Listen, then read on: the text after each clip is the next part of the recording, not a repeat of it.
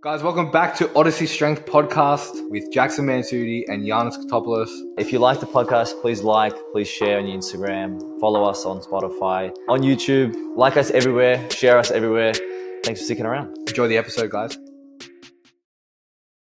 Anyway, Assalamu alaikum. Ladies and gentlemen, welcome back. Another episode of Odyssey Strength. Been a bit lax on the production team. The production team's been a bit slow. Production team is us. Wait, what do you mean we've been slow? Like putting the episodes out. Oh, yeah. We just No, mate, fucking Google Drive, bro. Mate, Google Drive shit. Google Drive, Sydney Internet. So I was going to make a joke to Tam, who's the editor of this podcast. Tam is the production team. Yeah, Tam is the only production team. He's like the 3-in-1. I was going to put a thing in the chat that we've got with him and say, basically, the reason Sydney internet sucks is because we actually go outside and Melbourne people don't. So they need high-speed internet. Oh, but honestly, you pay for that. You pay however much it is. And How much is your internet, do you know? No.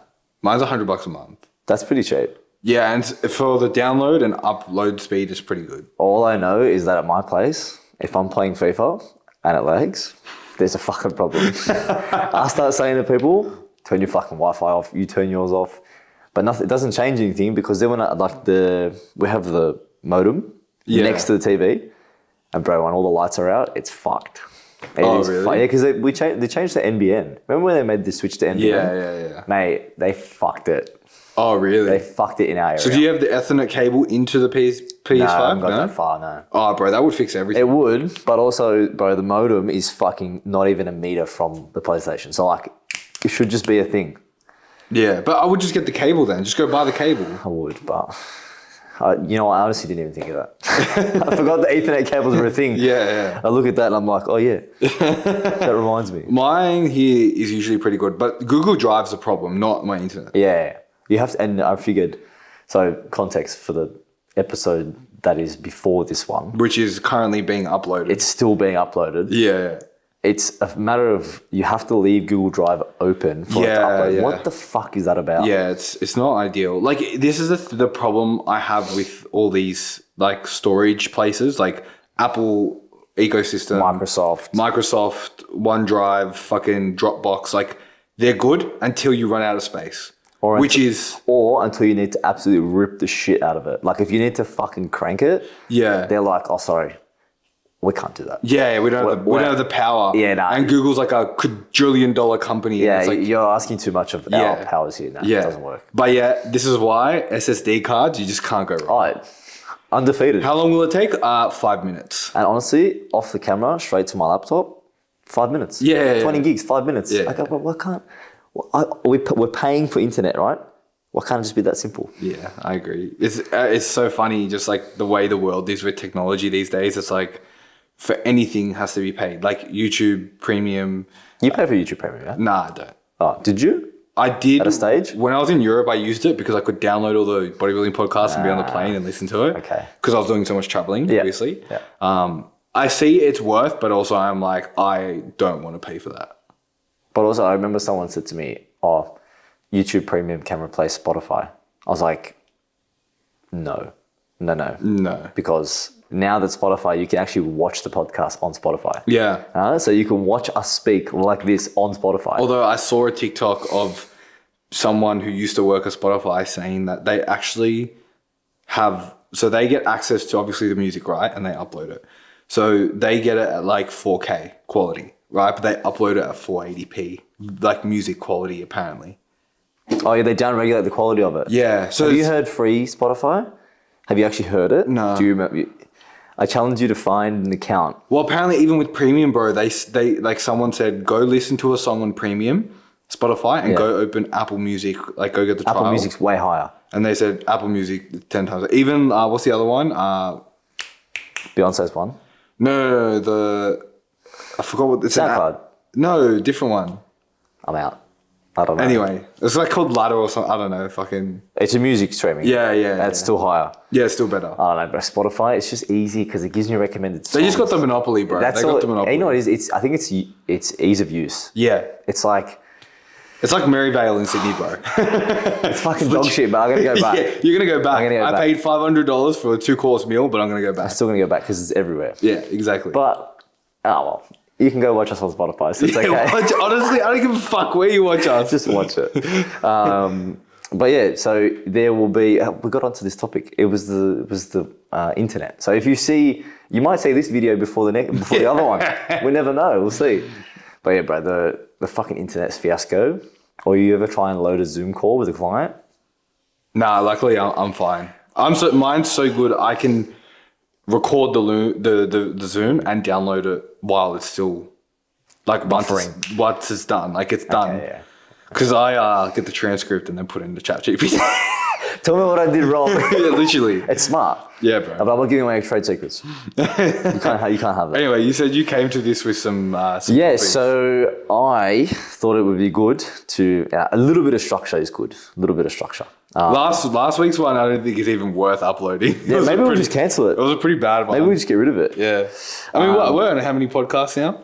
I think that was 45. This can be 45. What episode? It's good because then I don't have to upload it. Don't know what you're talking about. I've got some questions in client check-ins this week that I thought would be good to kind of break down. We can go one for one. I've got 4 here. Probably take, I don't know. That will take us 45 minutes. Yeah, and we'll just go back and forth. So the first one I got is when to implement cardio. So context, this person is dieting. So we've reduced, so female, we're in a deficit at the moment. You go female, I'll go male. We're in a deficit at the moment with a time-sensitive goal. It's about 8 weeks, right? Mm. The question was when to implement cardio and what type / how much. So why don't you go first? And then we can sort of bounce back and forth. In terms of when to implement it, I think you don't need to. I mean, look, obviously time-sensitive goal. So she's got 8 weeks, right? Yeah. Now we're six weeks away. Yeah. So in that case, I would say we should implement it because the goal has a time sensitivity on it. Yeah. But if there's not, I'd say when you need it, which is when fat loss stalls and you don't want to take away from the food, and you can just increase the output. Yeah, because I think you have to remember, especially female specific, is once you start touching calories, it starts to become a position of, okay, there's more, you can't dig as deep with females, especially from the calorie allotment. You can increase your output by a lot and females can handle more stress overall compared to males. But I think when it comes to calorie intake, it would be unwise to just focus on stripping back calories because there's a few more guys you could just dump their calories. Guys, who gives a fuck? Give them 1,000 calories, figure it out. Yeah, they'll function. You know, if your dick doesn't work, it's okay. Yeah. Right? It'll come back. But whereas females... Let's face it, it'll probably still work and you just munch on caffeine and nicotine all day. Like you can make it work. But with females, it's a bit more touch and go.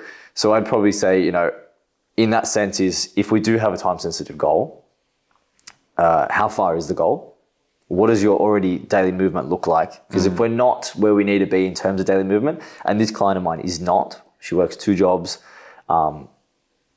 it does get a bit hard to walk away from the desk. So we're probably averaging 3,000 steps a day. Yeah, I think so that is a non-negotiable. Yeah, you have to consider the lifestyle of the person as well. Like I've got a guy who's dieting as well, not with the time-sensitive goal, but he's like started doing some cardio. Like by himself. I'm like, that's fine. Like we don't really have a time sensitivity on this. If you want to do it, go for it. But just make sure you keep doing it. Yeah. And I also said, I was like, is this sustainable for you? Yeah, once you input a variable, you have to make sure that it stays a constant. Otherwise you're changing the maths equation for everything. Yeah. You're just guessing then. Yeah, because like, and again, the other question was what type of cardio? Yeah, it's what type and how much? Yeah, well, it needs to be something that's sustainable. Because if you're like, oh, I feel like going for a run today, but then next week you don't want to go for a fucking run, then don't go for the run, man. Yeah, what's the modality that you can turn to even when you don't want to? For me personally, I will always stay away from anything that is not on a machine. 100%. Because... well, it's not measurable then either, right? It's not, well, look, obviously there are some things that can be measured within that, but I think... in terms of like, what's the goal here? The goal's fat loss, right? Purely fat loss, yeah. The goal's not to get a sweat on. The goal's not to work on your actual cardiovascular fitness or your running pace. Yeah. Your goal is to burn body fat while still maintaining... muscle preservation. Exactly. Yeah. So what's going to be the best outcome for that? Some sort of low intensity, steady state cardio. Yeah. So that could look like, being on personally, I don't like stairs, but bike, stairs, cross trainer, Rower. even an incline walk, row, Probably not a rower for most people that sit down all day. 100%, yeah. But, and then like finding where your heart rate is, which is usually for most people 120 beats per minute. Yeah. Some people get there a lot easier. Some people need to work to get there, depending on how good your fitness is. And I would usually start at 15 to 30 minutes. Yeah, I think that's reasonable. For Gen Pop, like if you're not a Gen Pop and you've got our goals, like start at 30. Yeah, a bit different. And it's going to be, the question is how much. It's like, well, I think I started at 60 minutes a week and I got to 120 at the end. Yeah. Which was pretty much every day. Like you're doing it every day. Yeah. Because you can be like, I'm only doing 15 minutes of cardio a day, but per week you're doing around 120 minutes. Yeah, and I think that for a majority of people, if you can standardize your routine when it comes to doing something like cardio, it is different than training. Training you have to be present, you have to be focused. Whereas I think cardio, you can have it a little bit more mindless. I watch shit. It can be a task that you just do. It's like going for your 10K steps, right? I kind of like it, man. I still got it in now. I don't mind it, right? Obviously now mine's football, but when it's not, I like doing it. I think it's a good tool to as well just keep general health up. Yeah. But yeah, I would say when fat loss stalls, or if you have a time-sensitive goal and you're not meeting the minimum requirement for daily steps, because what your daily steps would be like, 10, 12,000 steps. And even then, there's some it's not so accurate, inaccuracy with 10 to 12,000 steps a day. Like the watches aren't perfect. Yeah. Whereas cardio, you did 30 minutes because time. Well, time you is did a 30 stable minutes, thing. and if you have the heart rate monitor or the watch, that's a bit And more accurate. The machine's pretty decent too, man. It's good. Like, and if it's the same, if you're measuring it on the same machine, the same thing, it can't be wrong. It can't be wrong, yeah. Because and that's the thing, like even with the phone, because I don't have a tracker. Like I use my phone for steps, and some people give me shit for it, but I'm like, if I hit 15K, and I hit 15K every day. Even if it's not 15K and I'm losing weight, I'm still hitting a number that is valuable towards the goal. Yeah, and it's for your compliance rather than the outcome. Yes. Because that's what matters more than the actual number. Yeah, it's your compliance. That's what I find funny. It's like, the client who messaged me, should I do steps or should I do cardio? It's like the actual, the number itself is probably more important than the modality. It's like, and the consistency of it. Because it's like, I had a client ask me essentially, I've got to hit 10K steps and I don't know whether to do a Stairmaster or I don't know whether to just go for a walk outside. Now, I had my own reasons as to why I told him to go walk outside. One of them also just being like, fuck, you don't want to be in the gym all the time, bro. Yeah. Like if you have the ability to hit 10K steps and that's your goal and you're already hitting around 8K steps, like go fucking outside. Yeah, I think there's massive, if you've ever worked in a gym, you realize what. Like I like the gym. Don't get me wrong. Am I in love with the gym?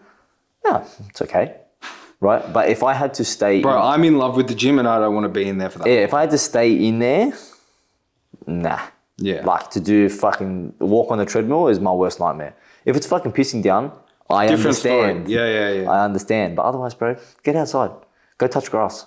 No, like even yesterday, man, like, I finished doing some work at around, 1, 2 o'clock and I knew there was a second work block that I needed to do, but I wasn't feeling like doing it. So I'm like, I'm just going to go fucking outside and go for a walk. Yeah. Came back where I was like, all right, I'm ready to work again. Yeah. Like that is so powerful. Now I know we've obviously strayed away from the conversation a little bit, but like, I just think if you have the opportunity to do steps as part of your modality of output, then I would strongly recommend it out fucking doors. Nice. Next one. Next one is calorie banking during aggressive dieting. So one of my guys, I took 1,000 calories away from him. Only because context, like we've dieted before, we've brought him back up. He's well seasoned in responding to what the outcomes are. So I made the executive decision along with him and we went back and forth and said, okay, we're getting feelings that we're not going to be ready for our holiday. I said, okay. I said, firstly, I disagree. I said, I want to let you know that I disagree, but you're all the client, so I will meet you halfway. And by halfway, I mean I'm taking 1,000 calories. I'm taking 1,000 calories What's away that? from you. You're not getting results? See you later. I say, you're not happy with what you're doing? I'm going to fuck you up even more. But I knew that he was going to respond well to it because we said, okay, we're holding around. Aggressive diets are for the person that can handle it. Like, you're never going to give it to someone that you don't think can handle it. No. Yeah. No, like this is a robot. So I was like, okay, sweet. Like I know he's going to do exactly what I asked him to do. And it helps that him and his fiance are both dieting. So that wife, same thing. So yeah, I went from 3,300 calories, like 2,300. And majority of that was cut from carbs. Obviously. So then I just said to him, make sure that your carbohydrates are consumed around training to preserve muscle, as we just said before. 100%. But he made the executive decision, right, unbeknownst to me, until our check-in, that he was going to calorie bank during this day, one day of the week, right? So he said, I'm going to save some calories from the morning to have a larger meal at night. Yeah. And it crashed and burned in his face.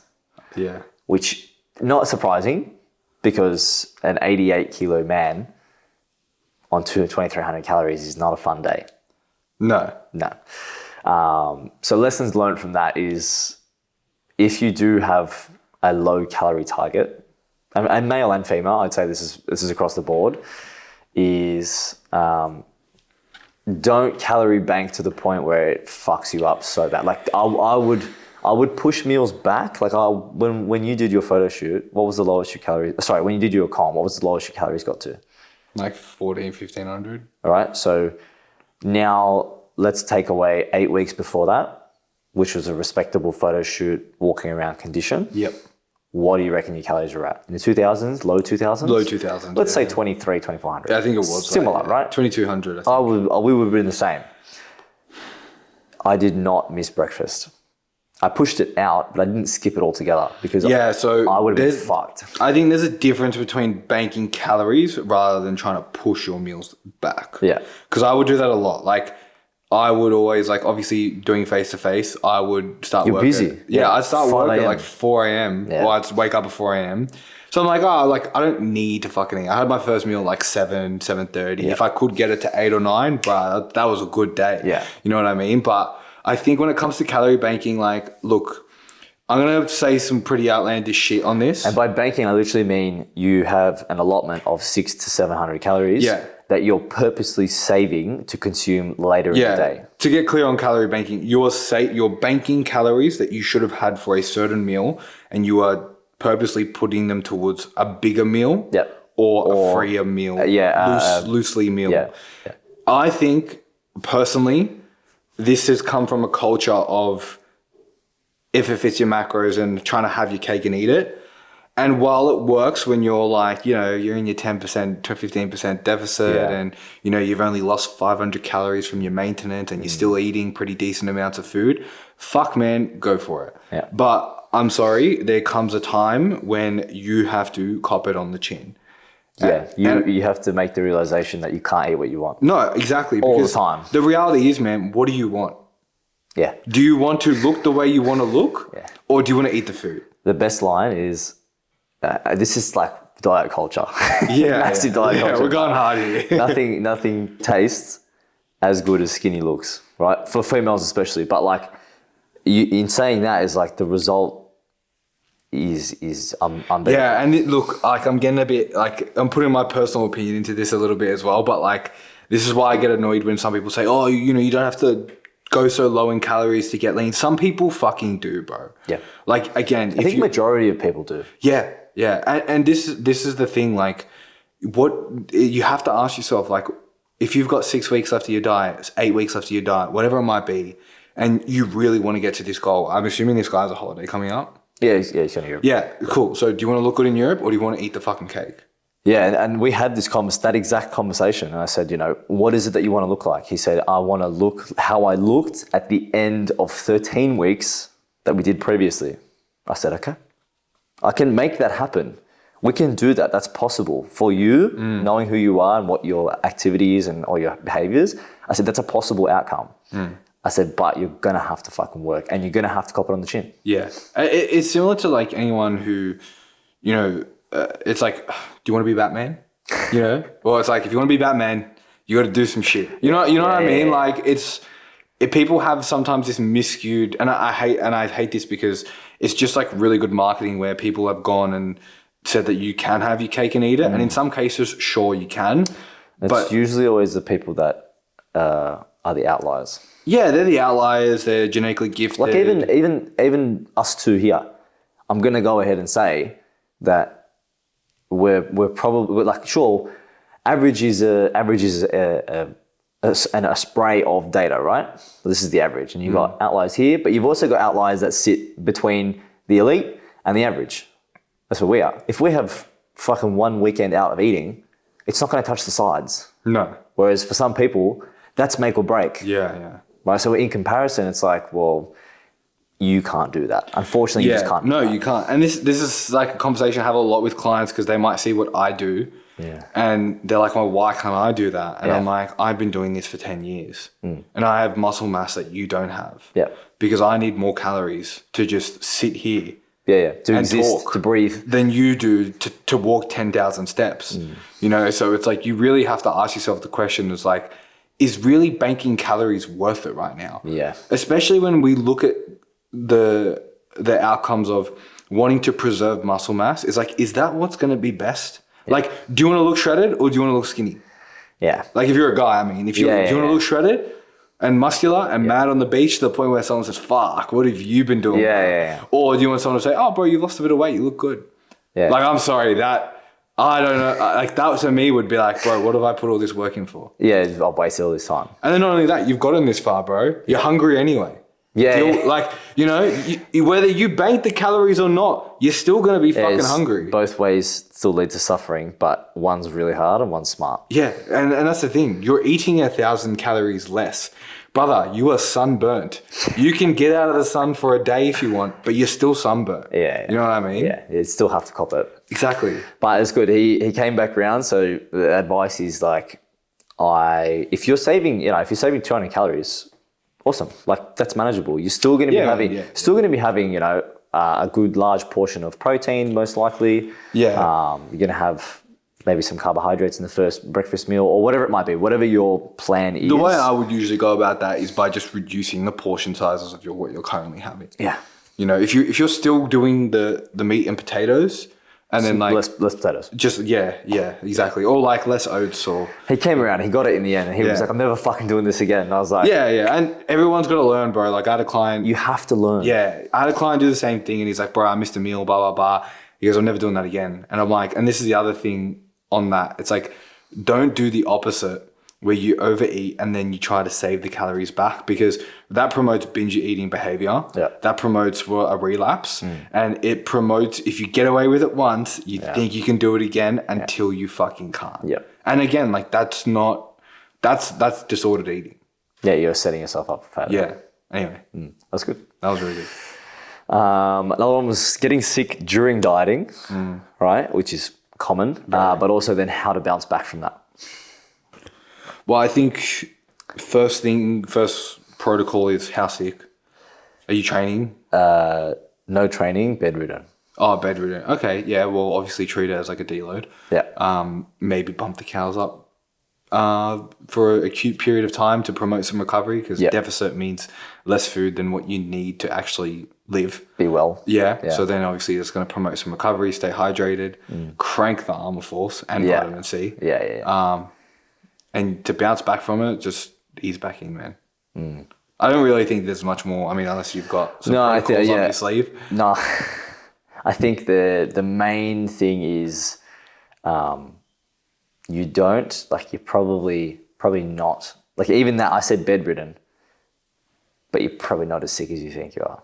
Like, and this is where there's a fine line between me and being like, you're a pussy, and me recommending someone goes out and gets more sick. I obviously don't want to do that, but I look at it and I'm like, okay, what do we have the opportunity to do?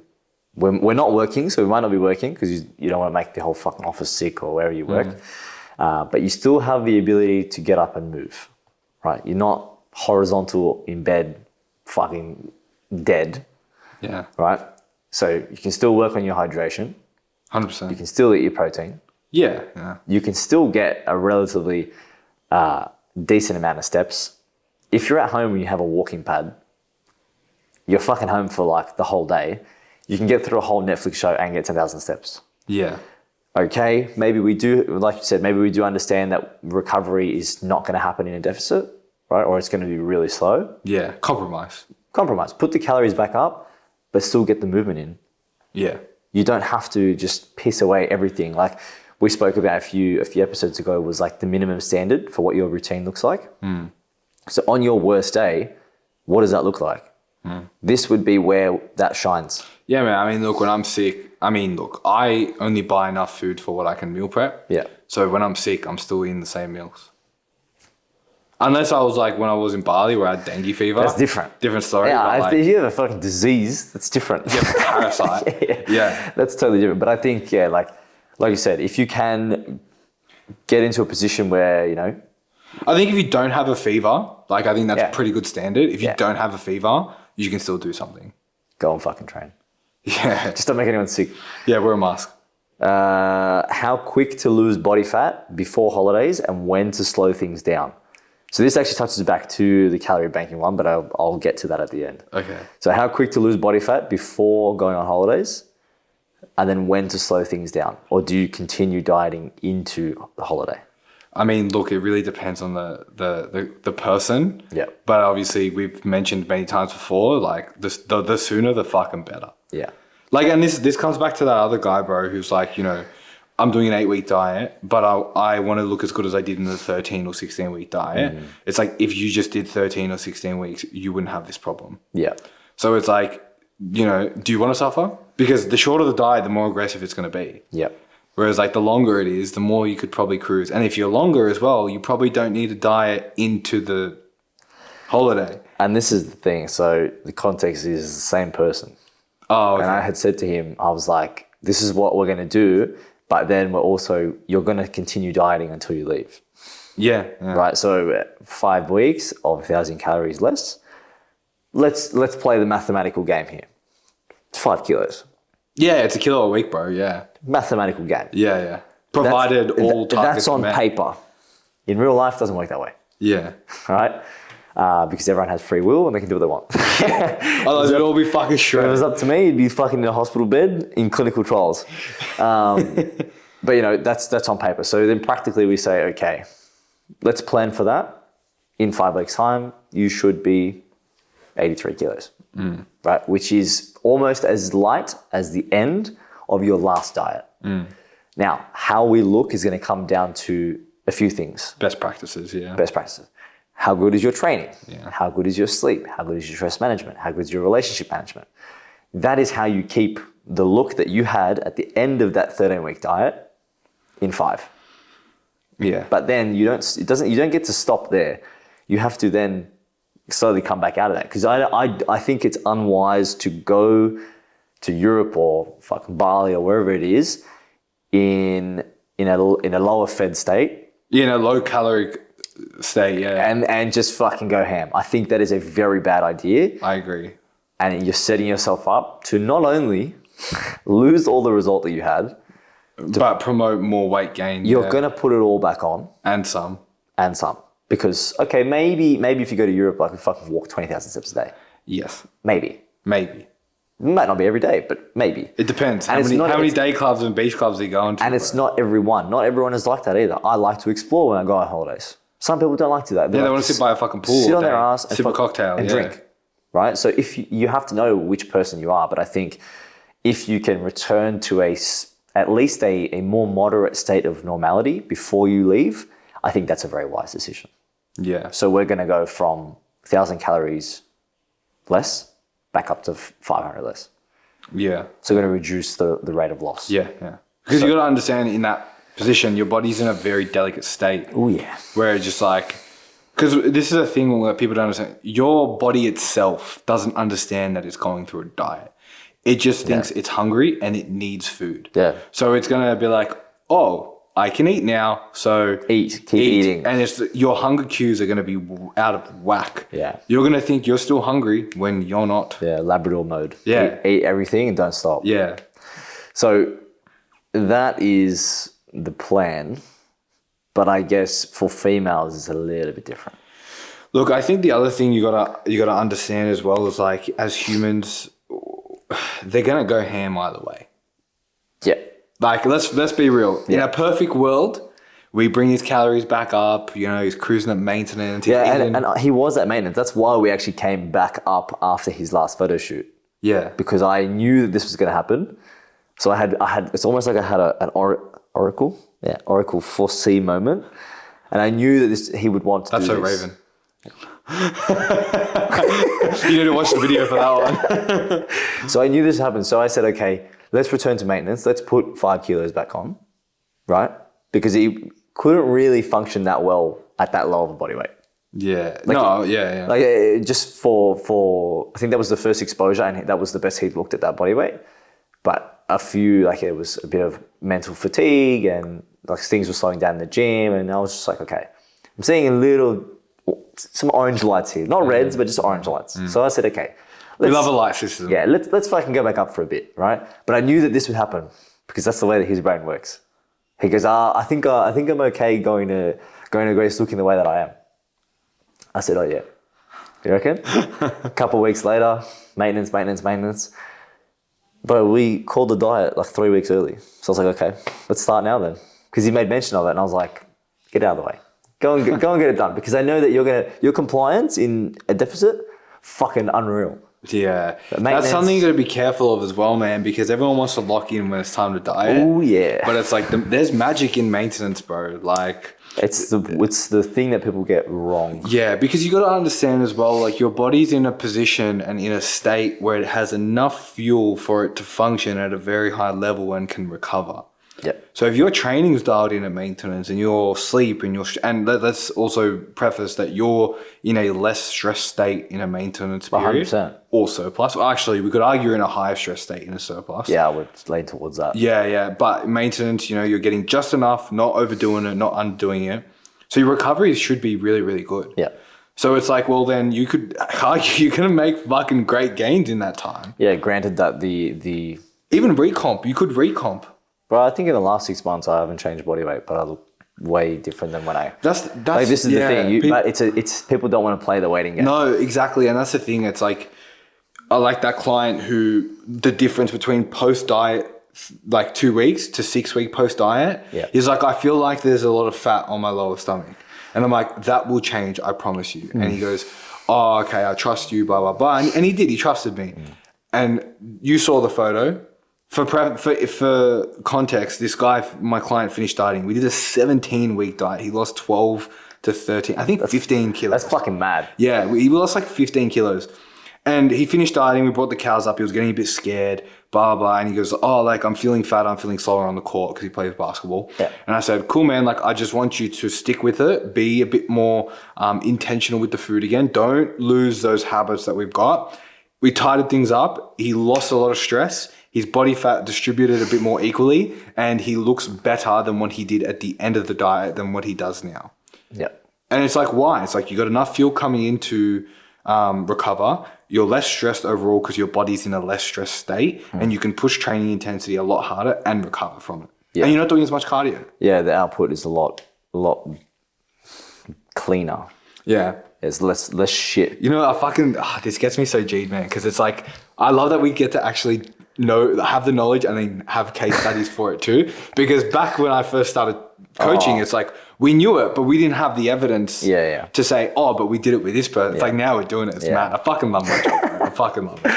So yeah, that's where the guys were at this week with their issues. Yeah. Did you see any similar with yours? Yeah, one of the ones that pops up a lot for me is, like being in the diet and then wanting to undereat on the calories anyway, to promote more fat accelerate loss. fat. Yeah, and okay. it's like, I think there's a time and a place where that can happen, but I think also it's one of the things we need to understand is that, and I don't want to use this word, but everyone adapts at a different rate in terms of to the calorie intake. So let's say, for example, let's just throw arbitrary numbers. You and I are at 3,000 calories. And you go to 2.5 and I go to 2.5. I might lose half a kilo a week for the next 8 weeks. You might lose half a kilo a week for the next 3 weeks. Yeah. So it's like, we got the same diet, we eat the same thing, we train the same output, same cardio, whatever, but everyone adapts differently. So if you're going to go ahead of that, then where are you going to go when you need to remove more food? Yeah. Because there's going to come a point where you're going to have to. And this is, I think, that example there, the arbitrary example, is real life for so many females. Yeah, Like, females are the most common one with that. Where guys, you can kind of dump the cows and they'll just keep losing. Whereas like girls, it's like, oh, I lost for 2 weeks, now what? Yeah, you have to play the long game, and even if you're in a position where you are unhappy, like one of my girls said, oh, I'm going away in 4 weeks. I'm still not as lean as I'd like. I said, okay. I said, let's sit here. We're at the fork in the road. I said, we either dump the calories or we do more exercise. Or both. Or both. But I didn't give her that option. I said, it's one or the other. You have to choose. Because if you choose, then if you make the bed, you have to lay in it. 100%. So I said to her, what do you want to do? She said, oh, what do you think? I said, great. I'm taking 300 calories away from you. She said, oh, that's so low. And I was like, yeah, but you said that you wanted to do this and you were unsure if we were on track. I said, okay, I'll make sure of it. I can do that. And I know it's not going to fuck you up. And if so be it, we'll come back up a little bit, like we just spoke about. Yeah. If for the next 2 weeks, all of a sudden your body goes, oh, actually, yeah, I'll lose a kilo for you. Then for the next 2 weeks after that, we might add some carbohydrates back in to slow it down. Yeah. Right? But that's a prime example of you don't want to do more until you're sure. And this is the thing where we said aggressive diets are useful for the person who can use them. But it's like usually the type of people who are trying to do aggressive diets have tried in the past. Yeah. And they're not good at it, which is why we're not doing it like this time. And they've never experienced a true maintenance. Yeah. A successful maintenance. And also like this is where I think so many people will go wrong. It's like the most important part that everyone underlooks, they think it's the nutrition, and of course it is, but the training matters more. Yeah. Or just as much, sorry. Because like... darts at the dartboard. Yeah, well, it's just like, what is keeping you looking jacked? What is keeping your muscle intact? Because the best description I ever heard of it was your training or your lifting is the insurance policy to your brain to say, hey... keep that. We still need this. Yeah. Yeah, it's the use it or lose it. If you're not using the muscles... they're going to go because your body is going to be burning a muscle calories. Is expensive, right? Yeah. They cost so much to run. Yeah. Think of it as like the house, right? If you're not fucking using the electricity and you need to cut costs, what's going to go? Yeah. The electricity. Yeah. Or the water or whatever it is. But it's like, because that's very expensive to keep going, right? So your brain's going to be like, well, we don't use this anymore. So get rid of it. What do we need it for? So it's the same when females lose their menstrual cycle. It's the same thing. Yeah, because it's not needed for survival. Yeah, and you can argue whichever point you want, but it's like that should. If you're losing muscle, you're probably going to lose a little bit. You're going to muscle. lose some as a natural. You're going to lose some. You get it because it's expensive, right? Yeah. And your body prioritizes not dying over keeping every single ounce of muscle. Well, that's the thing, right? If the body's like, well, I've got an option to keep the heart going or the muscles going, guess which one's leaving? Should I make him blink or look big? Yeah. Fuck, we all know what the choice is going to be. Yeah. But still, I think there's some signs there. It's like you need to put yourself in the best position 100% to keep what you have with the tools that you have. Yeah. I mean, it's like, I look at my shows, right? And the last show that I did, I was the most inside out. Shredded. But I looked the smallest. Because to get there, I had to sacrifice some fucking muscle. And that's just the way it goes. Like, you want to be shredded, you got to expect it. And again, everyone has different genetics in that world. Some people can just fucking really maintain muscle mass. Hashtag no myostatin. Fucking nerd. But essentially, like, you are going to lose some if you really want to get to that level of conditioning. But we can do some really good things to make sure that we keep it there. And by dropping those calories earlier, you're putting that at risk more because you're taking away food. Yeah, to come back to the original point. It's actually, the best analogy is driving a car harder than it needs to be driven for a long journey. Yeah. So you're You're redlining early. You're burning fuel and you're wasting energy, fuel consumption. For what reason? Yeah, but again, it's the flip side of that is like your guy there. It's like, well, what options do we have? He needs to be at that finish line in 8 weeks. Yeah, so exactly. guess what? You're fucking redlining it. But that's the thing though, right? It's in a shorter time. Yeah. So redlining for 8 weeks is not as bad as redlining for 30 weeks. Yeah. You know what I mean? If you can redline for 30 weeks. Yeah, that's what I'm saying. Yeah. You know, like or even let's say 12, 15 weeks, right? A long time. Yeah, like I would not redline for 15 weeks, but it's like the guy who lost 17 kilos. We did a 17-week diet, which sounds horrendous, but it's like the first 10 weeks of that. Diet gets a bad rap. Yeah, exactly. It does. And the first 12 weeks of that though, bro, he was going out for misses, having a barbecue with the boys, like, yeah, of course. This is where banking calories is a good idea. Yeah. But then like, bro, the next fucking 8 weeks, like, I'm sorry, that's not an option. Yeah. Yeah, you had I think it's really unrealistic to have the expectation of being able to enjoy it the whole time. There's got to be a turning point. There's got to be a turning point where we say, okay, I am going to tighten things down. And that's the point that both those clients are at. Yeah. He tightened it down for the last 8 weeks. We have to tighten it down now. Yeah, 100%. Simple. We're going to have to start. That was good. That was nice. Thanks very much. That was episode 45. What did you think? Yeah, exactly. Thanks for watching. We'll see you guys in the next episode.